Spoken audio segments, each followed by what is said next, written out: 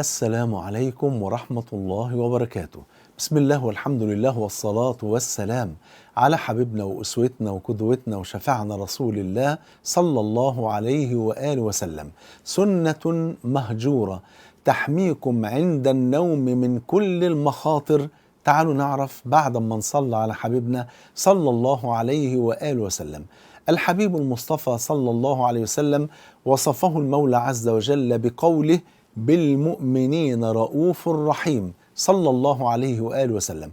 والنبي ما ترك خيرا إلا دلنا عليه، وما ترك شرا إلا وحذرنا منه. وهنا في هذا المقطع يدلنا النبي صلى الله عليه وسلم على سنة يعني في غاية الروعة والجمال، تحمينا وتحفظنا من كل ما يؤذينا.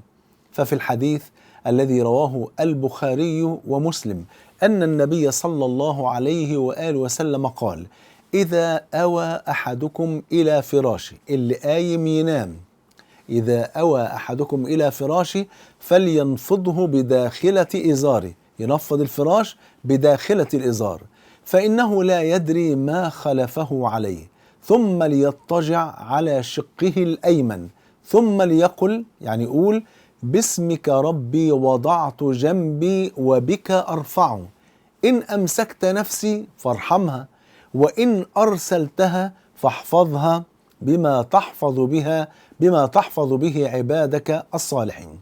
وفي رواية مسلم: فلينفض بها فراشه وليسمي الله، فزاد هنا كلمة وليسمي الله. يبقى هنا 4 سنن في حديث واحد. إيه هي السنن الأربعة التي ذكرها النبي صلى الله عليه وسلم في حديث واحد؟ وكل الكلام ده إمتى؟ عند النوم.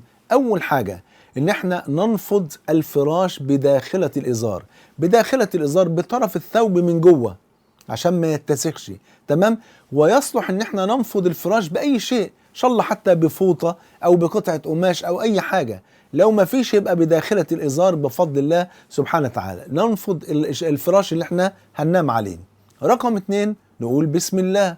رقم 3 نبدأ النوم على الشق الأيمن، لأن في ناس ما تعرفش تنام على الشق الأيمن، ما نقدرش نلزمها، بنقول له أو بنقول لها ابدأ النوم، ابدأ فقط بالنوم على الشق الأيمن، ونحط الكف تحت الخد بس، ولو لمدة ربع ثانية، ولو لمدة ربع دقيقة، تمام كده؟ ثم بعد ذلك يتحرك الإنسان كما يشاء، زي فكرة الوضوء، إن احنا من السنة إن احنا نتوضأ قبل ما ننام.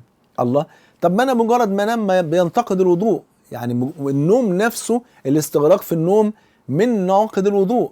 أيوة، نبدأ بس النوم بالوضوء، حتى لو انتقد الوضوء خدنا أجر الوضوء بفضل الله سبحانه وتعالى.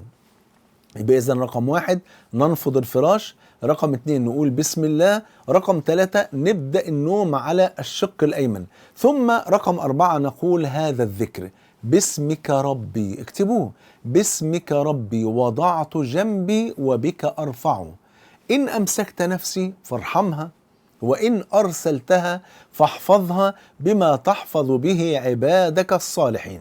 طبعا كانوا على أيام النبي عليه السلام ما كانش فيه لا مصابيح ولا كشافات ولا مولدات ولا أي حاجة من الكلام ده كله، وكانت البيوت غير محكمة، يعني سهل جدا يتسلل ثعبان أو عقرب أو فأر أو أي شيء من الأشياء المؤذية.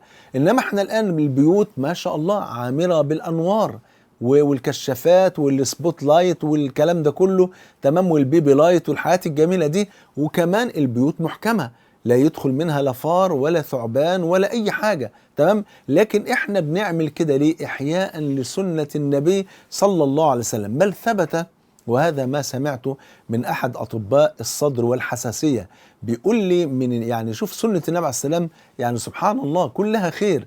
بيقول لي يعني مريض الحساسية بالذات حساسية الصدر لابد انه قبل ما ينام ينفض الفراش، وخصوصا المخدة اللي هينام عليها، لان ممكن يكون عليها فطريات موجودة، الفطريات دي تزود الحساسية جدا وهو نايم، فتعمل له أزمة على صدره. سبحانك يا رب، شوف سنة النبي عليه السلام، يعني مش لازم أكون شايف على الفراش ثعبان ولا عقرب ولا فأر، عافاكم الله من كل ذلك، لا، ممكن يكون في فطريات أنا مش شايفها، علشان كده النبي عليه الصلاة والسلام قال ايه؟ قال فإنه لا يدري ما خلفه عليه، هو مش عارف ايه اللي ممكن موجود على ايه؟ على الفراش حتى واحنا مش شايفينه، فينفض الفراش.